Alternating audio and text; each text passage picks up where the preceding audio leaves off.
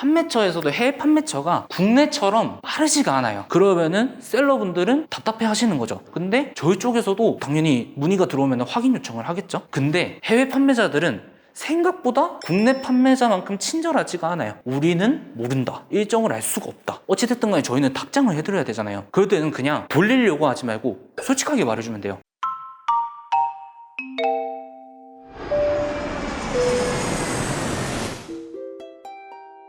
화이팅! 자, 그러면은 이제 설명을 드릴게, 저희가 로지스틱스를 하고 있는데 해외 구매 대행에 경험이 있으신가요 혹시? 그럼 해외 직구는 해보셨어요? 직구도 안 해봤어요? 그러니까 해외 직구라는 게 결국에는 내가 해외에서 물건을 구매한다, 뭐 해외 구매라고 할 수도 있고 해외 직구라고 할 수도 있고, 구매 대행 같은 경우는 그 해외 직구하는 걸 대신 구매를 해주는 케이스인 거거든요. 면세 구매 대행이고 배송 대행이 있어요. 배송 대행을 먼저 말씀드리자면은 미국이든 유럽이든 뭐 예를 들어서 해외 아마존에서 막 결제를 해요. 내가 물건을 사고 JGL이라는 배송 대행지에서 물건을 받은 다음에 서울 어디로 보내주세요, 뭐 풍무 어디로 보내주세요 라고 배송만 담당을 해달라고 하는 게 이제 배송 대행인 거고, 면세 구매 대행은 내가 결제를 하는 게 아니라 이것 좀 대신 결제해 주세요 라고 구매부터 다 맡기는 게 면세 구매 대행이에요. 저기서 말하는 면세가 현지에서 붙는 부가세가 있어요. 우리나라도 뭐 물건 구매하면은 10% 그 부가세가 붙잖아요. 그러니까 해외에서도 그 마찬가지로 그 부가세들이 붙어요. 근데 저 면세 구매 대행을 이용하면은 현지에서 붙는 그 부가세에 대해서 면세를 받을 수가 있는 거예요. 유럽이나 이런 데 가면은 사람들이 면세 쇼핑 이런 거 하잖아요. 마찬가지로 외국인들이 우리나라 와서 명동 같은 데 가서 뭐 화장품 사고 백화점 가서 뭐 면세 쇼핑 이런 거 하잖아요. 그 면세랑 같은 내용이에요. 부가세에 대한 면세인 거고, 그리고 나서 이후에 저 제품이 국내로 들어올 때는 면세 구매 대행이든 배송 대행이든 어쨌든 한국에 있는 세관을 통과할 때는 무조건 관부가세가 이제 발생을 해요. 그래서 그거는 이제 별도의 우리가 다른 처리를 통해서 관부가세 면세를 받거나 하는 건데, 저기 면세 구매 대행에서 말하는 면세는 해외 현지에서 발생하는 부가세, 그 부가세에 대해서만 면세다라고 생각을 해주시면 돼요. 이러한 가정이 이런 식으로 셀러분들이 구매하신 제품들이 이렇게 쭈루루루룩 나와 있어요. 여기 보시면은 입고 대기, 구매 의뢰 이런 식으로 나와 있죠. 저 화면에서도 왼쪽에 보면은 파란 불 떠가지고 구매라고 써있는 부분이 있고, 빨간색에서 배송이 있잖아요. 파란색은 저분들이 저 제품을 구매해주세요 라고부터 맡긴 거고, 빨간색으로 이제 배송되어 있는 부분은 제품은 저 사람들이 주문을 한 거예요. 주문을 해서 배송해주세요, 그걸 맡기는 거죠. 이렇게 나와 있는데 여기서 용어 설명이 또 있어요. 견적 요청. 견적 요청이 이제 어떻게 보면은 저희한테는 구매 의뢰 상태가 되는 거죠. 여기에서 봤을 때 이 상태가 되는 거예요. 구매 의뢰. 그러면 이거는 현지 담당자가 확인을 아직 못했다는 거예요. 그러면은 현지 담당자가 확인을 했었을 때 이제 구매 요청으로 들어가게 되겠죠. 이렇게 구매 요청 이런 식으로 나와 있어요. 그리고 이 제품을 구매를 하면은 이제 담당자분이 구매 견적을 내서 가격이랑 설정을 막 해주실 거예요. 여기 들어가 보시면은 이런 식으로 VAT 제외 금액, 현지 배송비, 뭐 구매 수수료, 뭐 총 구매 예정 금액 이런 거를 다 따져서 이제 구매 완료를 하게 되면은 여기서 봤을 때 이제 입고 대기로 들어가게 돼요. 입고 대기는 말 그대로 현지 판매처에서 저희 창고까지의 물건이 오기 전, 그러니까 판매처 배송 중이라고 보시면 돼요. 국내에서는. 그러고 이제 이분들이 물건이 들어왔으면은 입고를 시켜주실 거예요. 입고를 시켜주셔서 이 제품의 뭐 멀티박스는 몇 개고 무게는 몇 개다. 그러면은 입고 완료를 시킨과 동시에 부피 무게 비례를 해서 배송비 측정이 자동적으로 이루어져요. 그러면은 이 배송비에서도 결제 완료가 되어 있는 부분만 이제 저희가 출고가 진행이 되는 거고요. 출고가 완료가 되면은 이런 식으로 출고 완료가 되게 돼요. 이런 프로세스들이 여기서만 보면은 저희가 현지 측 담당자분이랑 소통을 못 해요. 왜냐하면은 이게 언제쯤 배송이 되고 현지 측에서 봤을 때는 금액이 변동이 되어서 달라 보일 수도 있잖아요. 그러면은 저희 시트에 보시면은 주문 완료, 가격 변동, 할인 코드를 입력 부탁드립니다 이렇게 나와 있잖아요. 근데 해당 코드는 사용 불가능합니다. 뭐 이런 식으로 구매가 안 되는 경우도 있고요. 그래서 당연히 주문이 좀 늦어지면은 셀러분들도 자신의 물건이 어디쯤 왔는지, 어떻게 돼가고 있는지, 그 다음에 우리도 금액 변동이 일어났을 때는 왜 일어났는지 이런 거를 전달을 해드려야 되잖아요. 그래서 저희는 채널 관리자로 소통을 하고 있는 중이에요. 자, 그러면은 쉬운 문의부터 차근차근히 어떤 식으로 처리를 해야 되는지 보여드릴게요. 정말 가장 기본적인 것부터 먼저 이렇게 신규 가입해주신 셀러분들은 자신의 성함과 우리 사소한 번호를 남기게 돼요. 이 성함과 사소한 번호를 남기는 이유는 우리가 한눈에 보기 편하기 위해서. 왜냐하면은 현지 측에서도 물건이 성함이 없으면은 사소한 번호로 말을 하게 돼 있거든요. 그래서 사소한 번호를 말씀을 해주시면은 저희가 이 사소한 번호를 적고 어떤 사용자분인지 한 번에 파악이 가능하겠죠. 안녕하세요. 정군 로지스틱스입니다. 정보 확인되면 순차적으로 등급 상승 예정입니다. 감사합니다. 이런 식으로 깔끔하게 그냥 간단하게 보내주시면 돼요. 이제 보시면은 저희가 전달해 드린 주문 번호는 이런 주문 번호가 아니에요.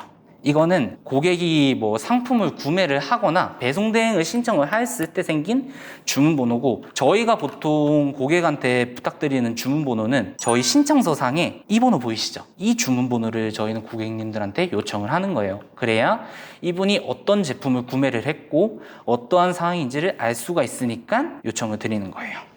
해당 상품 구매하신 주문 번호가 아닌 정군 로지스틱스 신청서에 있는 주문 번호를 남겨주셔야 저희 쪽에서 빠르게 조회가 가능합니다.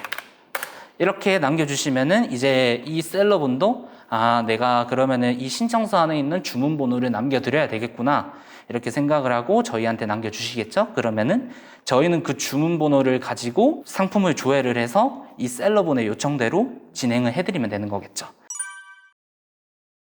자, 주문번호 입고대기인데 언제 배대지로 도착하는지 알 수 있을까요? 고객님께서 자꾸 물으시네요. 라고 이제 셀러분이 전달해 주셨어요. 자, 그러면은 처음에 어디를 들어가 봐야 되냐? 시스템을 먼저 한번 보는 거예요. 종합 현황에 들어가셔서 주문번호 이렇게 검색하면은 이렇게 독일 배대지에 이런 상품이 왜 아직까지 입고대기인지를 저희는 확인을 해봐야 되겠죠. 그러면은 시트에 먼저 들어가서 검색을 했을 때 뭐 다른 별다른 내용이 없어요. 그러면은 옆에 보시면 문의 관리 시트라고 보이시죠? 이게 좀 시스템이 변경이 되었는데 저희가 이제 주문 번호를 문의 시트에 남기면은 저희 현지 측 담당자분도 여기에서 답변을 좀 해주는 시스템이에요. 검색을 해봤을 때 없으면 이제 밑에 하나 새로 남기는 거예요. 오늘 날짜 적고 그다음에 셀러분 성함 적고, 그래서 여기 보면은 5월 11일 날 주문했던 제품이에요. 그러면은 제품이 현재 입고 대기 상태입니다.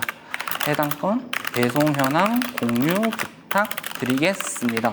이렇게 남기고 저희가 확인 전을 누르면은 현지 측에서도 이거를 보고 이제 설명을 해주실 거예요. 알아보시고 뭐 판매처에 배송 확인 메일을 보냈다, 아니면은 뭐 배송 중으로 보인다, 배송 전으로 보인다, 이런 사소한 것부터 해서 주문 실수량이 뭐 4개가 입고가 됐는데 전산 수량에는 3개다, 1개에 대한 재고량은 뭐 어떻게 처리를 해야 되냐, 이런 것들이 여기 시트에서 소통이 되고 있는 거예요. 중간중간에 색칠이 돼 있는 거는 좀 중요한 지문이라고 보시면 되고요. 이런 식으로 남겨 놓으면은 이제 현지 측 담당자도 출근하셔서 확인 후에 말씀을 해 주실 거예요. 그러면 저희는 어떻게 해야 되냐? 해당 건 발주팀 쪽으로 문의드린 상태이며 답변이 오는 즉시 전달 드리겠습니다. 왜냐하면은 실질적으로 답변이 아직 안 왔으니까 저희는 처리 방안에 대한 답변을 드릴 수가 없는 상태예요. 그래서 답변이 오는 즉시 전달을 드리겠다라고 이제 안내를 드린 거고, 실질적으로 이분들이 답변이 오시면은 여기에 정군 확인 요청으로 해주실 거예요. 그러면은 저희는 이거를 확인해서 셀러분들한테 안내를 드리면 됩니다. 이거 입고 상태를 확인 부탁드립니다 라고 했을 때에 우리가 바로 확인이 안 되는 거기 때문에 그린창고 측에 우리가 문의를 하는 거고, 그분들도 본인들이 예를 들어서 구매한 결제 내역에서 바로 확인이 가능하다라고 하면은 확인을 하고 답변을 남겨주고 저기다 확인 완료로 체크를 해주실 거고, 그분들도 바로 조회가 안 되는 경우들이 있어요. 그럼 또 그분들이 자기네들이 구매한 판매처에 전화를 할 때도 있고 이메일을 보낼 때도 있고, 뭐 확인 중입니다 라고 하면은 확인 중 이런 걸로 체크를 해주실 거예요. 그리고 반대로 저희한테 추가로 문의가 있는 경우에는 빨간색으로 정문 확인 요청 이런 식으로 진행을 하는 거고, 그래서 우리가 원하는 답변이 들어오면은 그거를 셀러들한테 전달을 해주고 이런 식으로 좀 CS를 하고 있습니다. 이렇게 했는데 중요한 게 있어요. 판매처에서도 해외 판매처가 국내처럼 빠르지가 않아요. 예를 들어 쿠팡, 대한통운, 우체국 택배 이런 것들은 그날 발송을 하면은 영업일 기준 1, 3일 정도 걸려요. 근데 해외 배송은 안 그렇더라고요. 창고에서 현지에서 오는데 일주일이 걸리는 것도 다반사고요. 2주도 걸릴 수 있고 진짜 심해지면은 막 7월 말 배송 이렇게 될 수도 있어요. 그러면은 셀러분들은 답답해 하시는 거죠. 내 물건이 이때 주문했는데 왜 다음 주에 안 와? 이렇게 말씀을 하시는 거예요. 근데 저희 쪽에서도 당연히 문의가 들어오면 확인 요청을 하겠죠. 저희 그린 창고 쪽으로 해서 배송 현황 공유 드립니다. 입고 현황 공유 드립니다. 언제쯤 도착할까요? 셀러분이 급하시다. 이런 식으로 안내를 드려요. 그러면은 현지 쪽에서도 그 내용을 확인해서 판매처 쪽으로 내용을 보내겠죠. 이 물건 언제 도착해요? 저 물건 언제 도착해요? 이거 좀 급한 물건이에요. 빨리 좀 보내주세요. 근데 해외 판매자들은 생각보다 국내 판매자만큼 친절하지가 않아요. 답변을 안 해주는 것도 대부분이고요. 제조업체에서 나가는 거기 때문에 우리는 모른다. 일정을 알 수가 없다. 이런 것들도 대부분이에요. 그러면은 셀러분들한테는 어찌됐든 간에 저희는 답장을 해드려야 되잖아요. 그럴 때는 그냥 돌리려고 하지 말고 솔직하게 말해주면 돼요. 판매처에서도 배송 일정을 정확하게 공유가 안 된다고 했다. 뭐 제조업체에서 알려줘야지만 본인들도 알려줄 수 있다고 했다. 아니면은 판매처에서 답장이 안 온다. 저희도 정말 답변을 빠르게 드리고 정확한 답변을 드리고 싶은데 이러한 경우에는 정말 우리는 어쩔 수가 없다. 이렇게 말씀을 해주시는 게 오히려 그 셀러분들도 이해를 하시기 더 빠르실 거예요. 왜냐하면은 저희보다도 구매 대행 경험이 더 많으신 분들이에요. 그래서 그러한 이슈나 애로사항이 있는 것들도 충분히 이해를 해주시는 분들이고, 그렇기 때문에 그러한 경우가 있으면은 빙빙 돌리지 말고 최대한 직설적으로 말을 해라. 진짜 답장이 없어서 진짜 답변을 못 드린다. 저희도 지속적인 모니터링 중이니까 조금만 양해를 좀 해달라. 이런 식으로 하면은 웬만한 셀러분들은 다 좋게 넘어가세요. 그런 것들을 파악을 하시면 좋을 것 같습니다. 좀 모르시는 것들이 있거나 좀 궁금한 점이 있을까요? 인보이스는 어떤 거예요? 인보이스는 구매 영수증이라고 보시면 돼요. 이게 인보이스도 종류가 좀 여러 가지가 있는 걸로 알고 있는데 커머셜 인보이스랑 뭐 프로포마 인보이스 뭐 이렇게 종류별로 있거든요. 근데 보통은 수취인분한테 발송되는 인보이스는 영수증이라고 생각하시면 돼요. 구매 영수증이라고. 그 인보이스 같은 경우도 기본적으로 그 제거를 안 하면은 그 인보이스가 동봉돼서 오는 경우들도 있고요. 근데 또 인보이스가 없이 오는 경우들도 있어요. 실제로 아까 전에 1차적으로 인보이스가 있을 거다 라고 했는데 없을 수도 있긴 하거든요. 그 셀러분들이 요청을 하면은 그거를 저희가 그 그린 창고 쪽에 한 번 더 다시 요청을 하면 돼요. 인보이스를 요청해달라는 거는 우리 쪽에서 구매가 들어간 거예요. 배송 대행이 아니라 면세 구매 대행권. 그런 거 같은 경우는 우리가 요거 인보이스 전달해주세요. 약간 이런 식으로 해주면은 그분들이 이제 인보이스 받아가지고 저희한테 뭐 PDF나 이런 걸로 카톡을 해가지고 전달해 주실 거예요. 배송대행 같은 경우에는 네. 별도의 인보이스가 사실 그 구매하는 그 업체 쪽에서 나와야 돼요. 그렇죠. 배송 대행은 철저하게 그 셀러분이 하셔야 되는 거예요. 왜냐하면은 저희는 그 판매자와 컨택을 하지 않았으니까. 저희는 그 판매자가 누군지도 모르고 알 수도 없고 그 물건이 저희 현지 창고에 오면은 그거를 그냥 한국으로만 보내주는 거예요. 반송 같은 게 일어났을 때에도 구매 대행은 저희 쪽에서 해드리지만 배송 대행은 셀러분이 직접 방송장을 뽑아서 저희 쪽으로 양식을 주셔야 돼요. 그래야 저희는 이거를 그린 창고 쪽으로 전달을 드리고 부착이 일어나고 그러고 이제 반송이 일어날 수 있게끔 그렇게 진행이 되는 거예요. 그러니까 이게 뭐 우리나라도 마찬가지지만 제가 뭐 쿠팡에서 물건을 사요. 쿠팡에서 물건이 뭐 늦게 도착한다거나 난 빨간색을 샀는데 뭐 파란색이 온다거나 뭐 사이즈가 안 맞는다거나 또는 내가 마음에 안 들어서 반품 요청한다거나 구매한 사람이 결국에는 그 사이트랑 연락을 하는 거잖아요. 마찬가지로 면세 구매 대행은 그린 창고 쪽에서 구매를 해주는 거예요. 그러니까 뭐 제품이 잘못 왔거나 했을 때에 애초에 구매 이력 자체가 그린 창고 담당자 이름으로 들어가 있는 거기 때문에 그쪽에서 처리를 해주는 거고, 배송 대행은 셀러분들이 자기네들이 현재 판매처에서 구매를 한 거기 때문에 해외 판매처에서 이것저것 요청을 하는 것들, 뭐 반송해주세요 이런 것들을 다 알아서 처리해가지고 우리한테 필요한 정보만 전달해주는 거예요. 요거 반송할 건데 기사님 오면 이런 거 해주세요 이런 정보들을 저희한테 전달해주는 거예요. 신청서 같은 경우에는 구매하고자 하는 제품이나 뭐 이런 정보를 로지스틱스 저 홈페이지 통해서 신청서를 작성을 했을 때 저희가 이제 신청 시작이 되는. 네, 맞아요. 신청서를 작성을 해주셔야지 시작이 돼요. 구매 제품에 대한 제한은 따로 없나요? 있죠. 이거는 뭐 특정한 제품을 취급하기는 너무 좀 방대해가지고 하나하나 설명을 드릴 수는 없지만 그런 제품들이라고 보면 돼요. 선적이 불가능한 제품들. 예를 들어 폭탄, 돈, 칼. 크게 말해서는 뭐 이 정도고요. 제품 중에서도 이 제품이 터졌을 시 사람에 대해서 좀 치명상을 입힐 수 있다라는 제품들은 안 되죠. 당연히. 칼도 이제 범죄자가 그 칼을 집어서 찌를 수가 있잖아요. 칼 같은 경우는 제가 알기로는 길이 제한이 있을 거예요. 그래서 사람에게 위해를 가할 수 있는 날 길이 제한을 넘어서면은 그건 아마 제가 알기로는 선적이 좀 안 되는 걸로, 통관 자체도 안 되는 걸로 알고 있거든요. 칼 같은 경우는 기본적으로 뭐 주방 칼 이런 것들은 대부분 된다고 보시면 되고, 방금 말한 칼은 살상용 칼이라든지 그런 것들을 또 막 취미나 전시 목적으로 사시는 분들이 있긴 하거든요. 근데 그런 것들을 진짜 뭐 경찰청에서 허가를 받아야 돼요. 총기류나 이런 것들은. 그런 걸 허가 받으면은 가능은 한데, 못 받으면 이제 뭐 통관이 안 되는 거고, 그리고 이제 면세구매 대행 같은 경우는 기본적으로 사람들이 이용하는 이유 자체가 현지에서 발생하는 세금을 면세를 받기 위해서 구매를 하는 거고, 대신에 VAT 면세는 받지만 수수료가 추가로 나가요. 예를 들어서 만약에 한국에서 어떤 제품을 구매하면 거기에는 부가세가 10%가 포함되어 있잖아요. 그러면은 부가세 10%는 제외하고 구매할 수 있는 대신에 그 제품 가격에 뭐 3%, 5% 이런 식으로 수수료를 내고 구매를 하는 거란 말이에요. 근데 이제 구매하는 쪽에서 봤을 때에 부가세 환급을 못 받는 제품이라고 하면은 그때는 이거는 구매를 못 한다라고 전달을 드려요. 왜냐면 부가세 환급도 못 받는데 수수료는 나가는 거기 때문에 오히려 더 비싸게 구매를 하게 되는 거죠. 그런 것들은 또 미리 얘기를 드리기도 하는 거예요. 그리고 가끔 가다가 물류와 관계없는 질문을 하시는 분들도 계세요. 예를 들면은 물류 이후에 뭐 부가세 환급은 어떻게 진행이 되나요?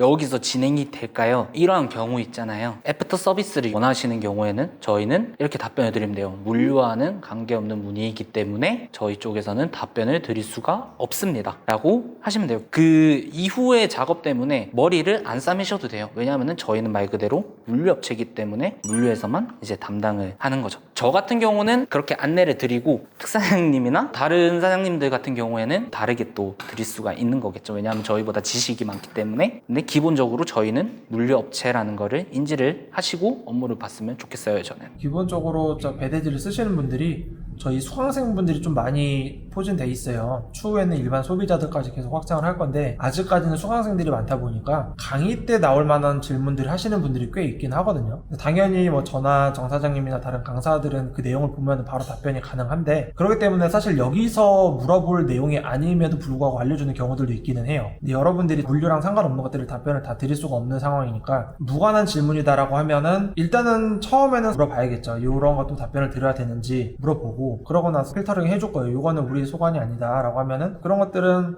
뭐 다른 채널에 문의해 주셔라 뭐 이런 식으로 답변을 해주면 되고, 뭐 답변을 우리가 해주는 게 맞는데 잘 모르겠다라고 하면 그것도 마찬가지로 물어보고 진행을 하면 되는 거죠. 이제 더 이상 질문이 없으시면은 여기서 끝내도록 하겠습니다.